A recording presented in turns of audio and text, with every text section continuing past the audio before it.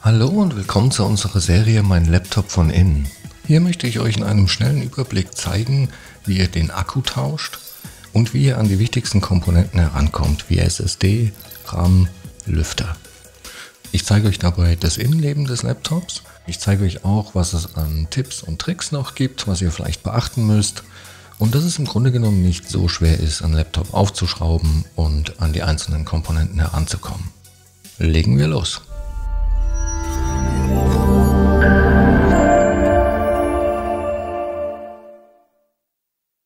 So, wir haben hier ein Gerät von Lenovo und zwar ein Legion und ich zeige euch auch gleich, wo ihr die genaue Modellbezeichnung findet, aber zuallererst stellen wir sicher, dass das Laptop nicht mehr mit dem Ladekabel verbunden ist. Die Modellbezeichnung steht hier auf der Rückseite und zwar genau hier. Und ja, mit dieser Nummer findet ihr eben super einfach alle Ersatzteile speziell für dieses Gerät bei uns im Shop. Allgemein lässt sich zu dem Gerät noch sagen, dass ein Displaytausch relativ einfach ist. Man muss dafür nur den Frontrahmen abnehmen und kommt so an das Display ran. Bei der Tastatur und auch dem Touchpad ist es so, die kommen beide zusammen mit dem Topcase. Um das Gerät jetzt zu öffnen, muss man zuerst alle Schrauben lösen. Und hier ist es so, dass die vorderen 4 Schrauben etwas kürzer sind. Das heißt, die am besten gleich getrennt aufbewahren. Ansonsten sind das aber ganz normale Kreuzschrauben. Und ja, ich benutze hier generell für alle Arbeiten am Gerät ein Universalwerkzeugset. Verlinke ich euch auch in der Videobeschreibung. Da ist nämlich alles dabei, was man so gebrauchen kann. Ob das jetzt Öffner, Pinzetten, ein Schraubendreherset mit wirklich allen erdenklichen Aufsätzen ist. Habe ich mir jetzt hier schon mal zurechtgelegt. Und ja, für die Kreuzschrauben nehme ich jetzt in dem Fall hier ein PH0. Und den kann man dann eigentlich auch für alles im Gerät benutzen. Wenn man dann alle Schrauben gelöst hat, kann man die Unterseite vom Gerät trennen. Und da ist es so, die Verbindung zwischen Gerät und Unterseite läuft hier entlang. Also genau über den Rippen. Und so eben dann auch einmal um das Gerät auch auf der Vorderseite. Und da nehme ich jetzt auch einen der Öffner aus dem Werkzeugset hier zur Hilfe. Und dann versucht man quasi eine kleine Lücke zu schaffen zwischen Gerät und Unterseite. Und das kann mal ein bisschen schwerer, mal nicht so schwer gehen. Das hängt auch sehr davon ab, ob das Gerät schon mal geöffnet wurde oder nicht. Beim ersten Mal also ja, kann das durchaus ein bisschen schwerer gehen. Aber das Prinzip bleibt gleich. Man versucht eine Öffnung zu schaffen. Und da kann man auch ein bisschen rumgucken, wo es am besten geht. Wenn man irgendwo nicht richtig reinkommt oder es sich komisch anfühlt, dann geht man einfach auf einer anderen Seite. Man kann auch versuchen, das von der Vorderseite zu lösen. Also es wird immer irgendwo eine Stelle geben, die besser aufgeht als andere. Also hier zum Beispiel muss man halt schauen, dass man es auch nicht zu arg verkratzt. Aber auch da kommt man rein. Genau so. Das ist eigentlich ganz gut zu zeigen, weil das hier auch gerade ein bisschen schwerer geht. Und dann hebelt man das nach oben hin auf und arbeitet sich so einmal um das Gerät herum. Man sieht auch hier, ich gebe da auch schon mit den Fingern auch durchaus ein bisschen Gegendruck. Und dann ist das eigentlich nur noch eine Geduldsfrage.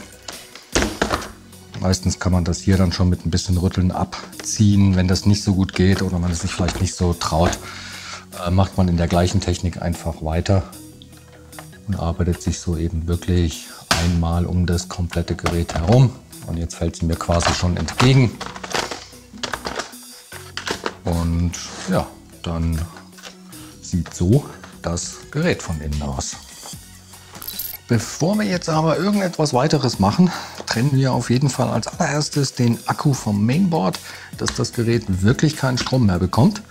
Und da sehen wir hier das Kabel vom Akku und das kann man in dem Fall wirklich einfach am Kabelbund fassen und dann nach hinten rausziehen. Und ja, ist dann so eben auf der sicheren Seite. Was man hier noch sehen kann, ist, dass in dem Fall jetzt hier eine 2,5 Zoll Festplatte eingebaut ist. Sollte hier keine drin sein, kann man die natürlich nachrüsten. In dem Fall muss man, gehe ich davon aus, das Gehäuse und auch das Adapterkabel SATA dazu kaufen. Alternativ ist es hier auch so, dass hier noch Platz für eine quasi normale SSD wäre. Das zeige ich euch nachher noch. Ja, wir sehen hier auf jeden Fall auch noch mal die CMOS-Batterie, die ist hier aufgeklebt und läuft hier zum Mainboard.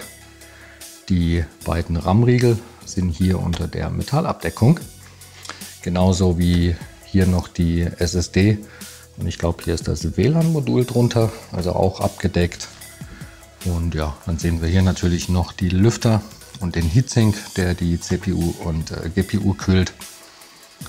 Und also ja, theoretisch dieses Board zum Beispiel hier für den Kartenleser und USB könnte man jetzt hier auch noch separat oder ja eben austauschen. Genau. Und dann fangen wir jetzt mal an, den Akku rauszunehmen. Und der wird ja nur von diesen Schrauben außen hier gehalten. Und ja, sobald man die Schrauben raus hat, kann man den Akku hier einfach nach oben aus dem Gerät nehmen und so natürlich gegebenenfalls auch tauschen. Ja, und wie eingangs erwähnt, ist der RAM hier unter dieser Abdeckung und die ist einfach bloß aufgesteckt auf diesen kleinen Klammern hier. Und das heißt, man kann die jetzt entweder mit den Fingern oder wenn das nicht so gut geht, eben auch mit einem Gegenstand ein bisschen nach oben hebeln. Am besten da, wo keine Lötstellen sind, wie hier jetzt zum Beispiel. Und dann kann man das nach oben hin abziehen. Und der RAM an sich ist wie bei allen Geräten super einfach zu lösen. Der wird nur von diesen silbernen Klammern an der Seite hier gehalten. Das heißt, die so ein bisschen nach außen ziehen. Dann springt der einem förmlich entgegen und kann so einfach rausgezogen werden. Und ja, auch beim Einbau das gleiche Spiel, super einfach. Der passt nur in eine Richtung, der würde so gar nicht reingehen. Der kommt dann eben zurück in den Slot, wird nach unten gedrückt, bis die beiden Klammern wieder einrasten. Und wie gesagt, hier kann man das sehen, also die gehen einmal außen rum. Da muss das Blech quasi hier im Grunde genommen einfach nur mittig wieder drauf positioniert werden. Und dann wird das ein bisschen nach unten gedrückt. Und so schnell geht das. Bei der SSD ist es so, die wird eben hier nochmal von dem Blech abgedeckt. Da ist auch hier nochmal eine Schraube, die man auch lösen muss, wenn man an den Lüfter ran will. Deswegen lasse ich die wahrscheinlich jetzt auch ab. Dann kann man das Blech hier einfach abnehmen. Kann man sich auch so hinlegen, dass man dann sieht, wie es wieder drauf muss. Und dann sehen wir hier eine verkürzte SSD. Aber die lässt, also da kann man auch eine ganz normale lange SSD einbauen, indem man dann den Anschluss hier hinten benutzt. Wird auf jeden Fall, also beide Varianten werden nur von einer Schraube gehalten und funktionieren eigentlich ähnlich wie der RAM. Kann man einfach aus dem Slot rausziehen und gehen auch bloß in eine Richtung rein. Das heißt, auch das wäre jetzt kein Problem. Und dann, wie gesagt, wird das entweder hier oder hier wieder verschraubt. Und ja, dann kommt eben hier einfach auch wieder das Blech drüber, wird auch verschraubt. Wie gesagt, das lasse ich jetzt mal, will ich für den Lüfter nachher noch zeigen. Und ja, auf der anderen Seite, wenn man da eben eine SSD einbauen will, da ist es so, das Gehäuse muss dann hier natürlich raus.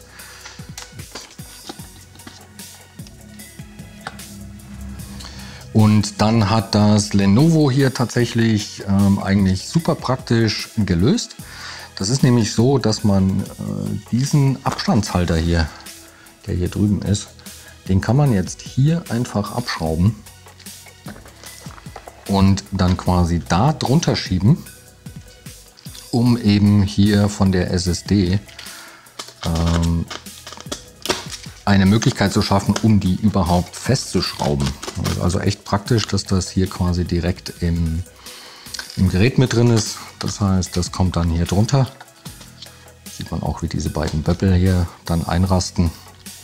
Und dann kann man so eben die SSD hier drüben verbauen und natürlich auch eine kurze Variante. Also man hat sogar beide Möglichkeiten und falls man das nicht braucht, wird das hier so ein bisschen runtergedrückt und rausgedrückt.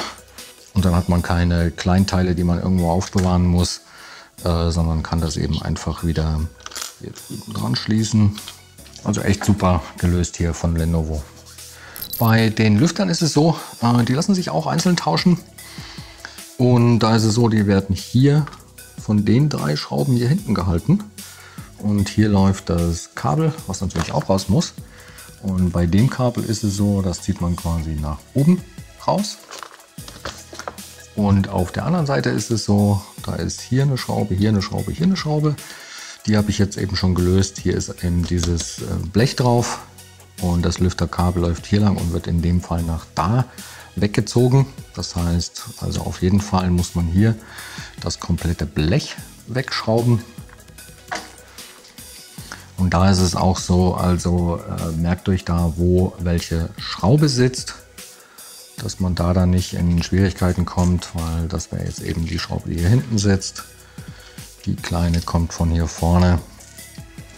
Und dann haben wir hier nochmal die Schraube, die das Blech hält. Also da ein bisschen aufpassen.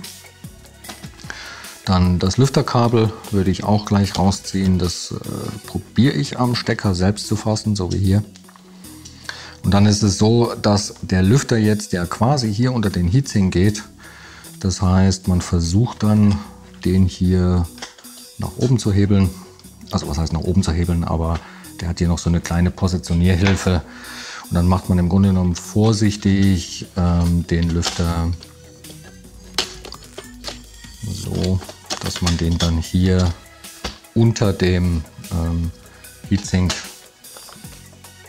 durchnehmen kann. Und da, also ich würde da nur so ein kleines bisschen nach oben hebeln. Das reicht schon völlig, um das durchzukriegen. Und dann ist man da auf der sicheren Seite. Und ja, kann so eben den Lüfter tauschen. Das funktioniert auf der anderen Seite absolut identisch. Also auch hier hebelt man das ein bisschen hoch und kann den Lüfter dann rausnehmen. Beim Wiederverbinden, ja, einfach alles in umgekehrter Reihenfolge. Auch da kommt der Lüfter wieder durch und dann kann man eben sehen, hier drüben, ne, das ist die kleine Öffnung für die Positionierhilfe. Das heißt, da kommt das durch. Und wird dann eben hier auf diese kleine Positionierhilfe draufgeschoben. Schwupp. Und dadurch sitzt er dann eben auch automatisch wieder genau in der richtigen Position. Super, super wichtig. Nicht vergessen, das Lüfterkabel wieder zu verbinden. Falls man da mal nicht genau weiß, wie rum das reingehört. Man kann hier auf einer Seite des Steckers kann man Kontakte sehen, auf der anderen Seite nicht. Und die Kontakte zeigen in dem Fall jetzt hier nach oben. Also der auf jeden Fall auch wieder richtig rein. Beim Verschrauben nicht vergessen, auch das Blech wieder drauf zu machen. Ja, und dann wird eben einfach alles wieder verschraubt und im Grunde genommen auch echt überhaupt kein Hexenwerk hier. Beim Akkueinbau funktioniert das Ganze ähnlich wie beim Lüfter. Der hat auch Positionierhilfen direkt neben den Schrauben. Das heißt, ja, man muss den hier im Grunde genommen nur da rein heften und dann hier wieder drauflegen. Und dann sitzt der direkt, wo er sitzen soll, muss nur wieder verschraubt werden. Und das gleiche Spiel wie beim Lüfter. Nicht vergessen, auch das Kabel wieder zu verbinden, sonst muss man den ganzen Kladderadatsch nochmal aufmachen. Und das will man ja normalerweise nicht. Bis ganz hinten rein. Ja, und schon kann man eigentlich dann auch die Unterseite wieder drauf machen. Ja, und die kommt jetzt einfach wieder auf das Gerät von oben und wird nach unten hin festgedrückt. Da kann man auch recht fest drücken, dass die ganzen Einraststellen sich wieder verbinden. Und ich gehe dann am Ende auch immer noch einmal um das Gerät herum.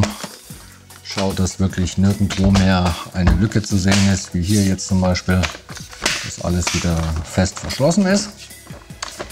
Und dann ja, muss man das einfach nur wieder verschrauben und hat das ratzfatz erledigt. So, ich hoffe, das Video hat euch weitergeholfen. Wenn ihr noch Fragen oder auch Anregungen habt, lasst uns gerne einen Kommentar da. Und dann wünsche ich euch viel Spaß beim Schrauben. Bis zum nächsten Mal. Ciao.